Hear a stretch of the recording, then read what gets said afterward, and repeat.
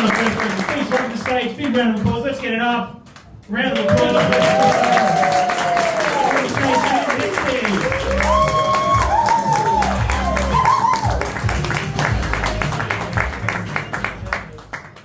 You're not enthusiastic enough.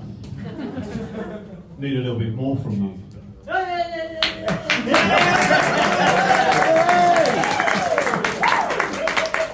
Not you. I used to go to the barbers, but that relationship came to a natural end. He died. Went back to the barbers. Went to a different barber, obviously. The other one was gone for some time. Sat there in the barbers. Just sat there and watched. It's kind of like entertainment for me. Just looking. Customers would come in, sit down next to me, say, it's your turn. I said, no. Go ahead. I was there for at least a couple of hours before a baby turned up. Evie, you were not there. How are you? I don't care. It's rude when people interrupt you, isn't it? Not very nice. People come up to you all the time, or people come up and they start to interfere, don't they? They come in and they think what they've got to say, far more important than what you've got to say. They come up and they just start, they stand there like that, ready to say something, or they just butt in and don't mind me, I'm in the middle of a conversation. What they've got to say, far more important. It's not.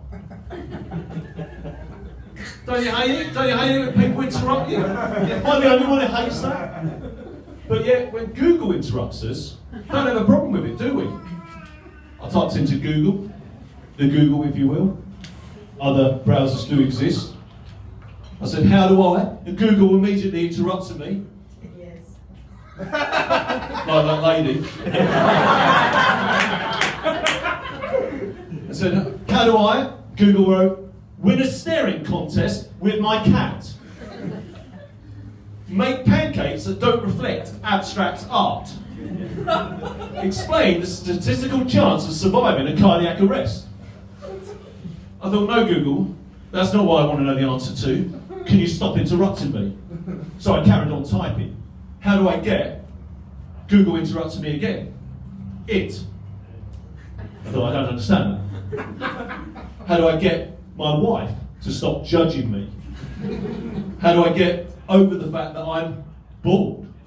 I thought, Google, that is not what I want to know the answer to. Can you stop interrupting me? Google carried on interrupting me because I wrote this down. I wrote, how do I get rid of, I hadn't finished, and Google interrupted and said, the guilt of eating someone else's lunch.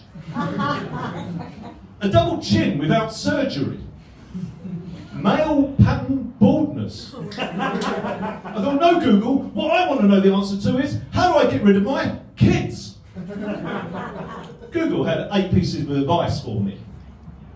One of them was, accept your limitations.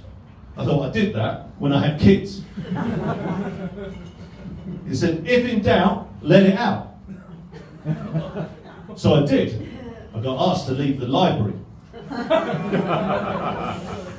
And said, reset your expectations. What, you think I had expectations? They sadly went the moment I had children.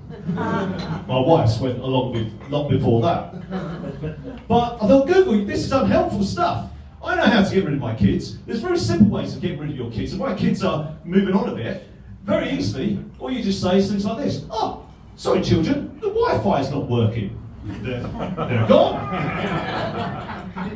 Kids, we're having broccoli tonight. That's all. Kids, we're coming up with a roster and the winner gets another duty in the house. They're gone. Speaking of reincarnation, do any of you believe in reincarnation? Well, I don't. Because 3 years ago, I had a cardiac arrest, which effectively means I died, and I came back as me. And there's no way I'd do that. I'd come back as someone else. Like you. Or, no, not you. I wouldn't hope it's you. Or a mutated fly or a spider, but there's no way. And after I survived that cardiac arrest, and statistically, that's unlikely, right? Statistically, only 10% survive a cardiac arrest. Of that 10%, only 50% come out of an induced coma. Of that 50%, only 80% go back to work. I am what mathematicians would call an outlaw.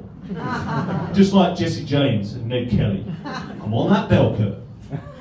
But when I survived the cardiac arrest, people would say to me, I'm glad you didn't die. I thought, you're glad? Imagine how I feel. Imagine how inconvenient it would be for my family. Who else would they get to put out the bins?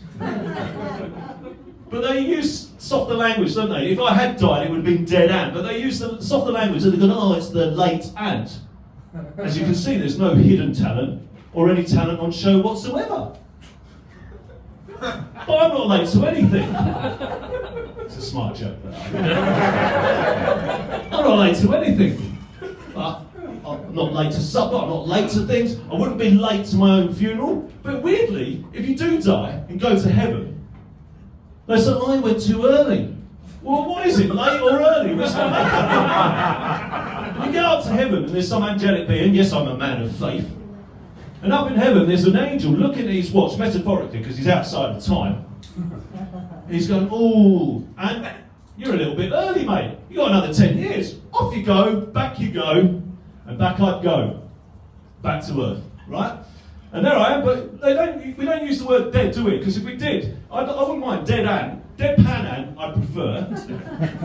But dead ant, before you know where you are, it's a really terrible 1970s song, isn't it, from the Pink Panther? But we always like to soften that language, don't we? We like to soften that language, we like to soften it, we don't want to use that language at all, do we? So it's like putting a cushion in front of a shotgun, softens a shotgun. Still hurts, but less noisy. And if I had died, we'd have had a funeral for me, wouldn't we? We'd have had a funeral, and you'd gone, oh, and you'd have done a eulogy for me, wouldn't you? You'd have all come along and gone, oh, that Ant Mexis, he was a lovely fellow. He was a lovely fellow. I love that Ant Mexis, he's really nice. But before you know where you are, it goes from a eulogy, if you can say that word, to a soft roast, doesn't it? And they go, oh, do you remember that ant fella? He was the guy who complained about backing into a lamppost and blamed Google. He's the guy who got irritated with Google interrupting him. And, you know, it's that soft roast, isn't it? And now we're in a bad stand-up comedy situation where you know that I know that you know that I'm doing that, and Dev could sneak in uninvited and unexplained, just like, and he's been waiting outside like a bad Uber driver sat on a double park line. You know how they double park? Why do Uber drivers think that's okay? But Dev would just sneak in and take you away, wouldn't it? Now, as we know, I've obviously gone on too long, and you can imagine that there's another comedian coming up, and he's going, oh, I'm waiting. And he'll be looking at his watch, and he'll be going, oh, we've been talking about the word late, we've been talking about that, and you had an awake, even though you were dead. Isn't that weird that you'd have a wake, even though you're dead? That's what they call it, isn't it? That's bad, isn't it? Don't even get to try the sandwiches, do you?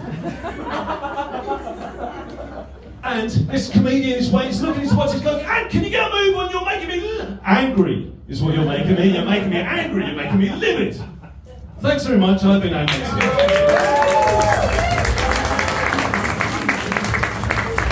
Thank you. A round of applause, please. Shout out to the next comedian, barber. A round of applause, where is he? How are you doing?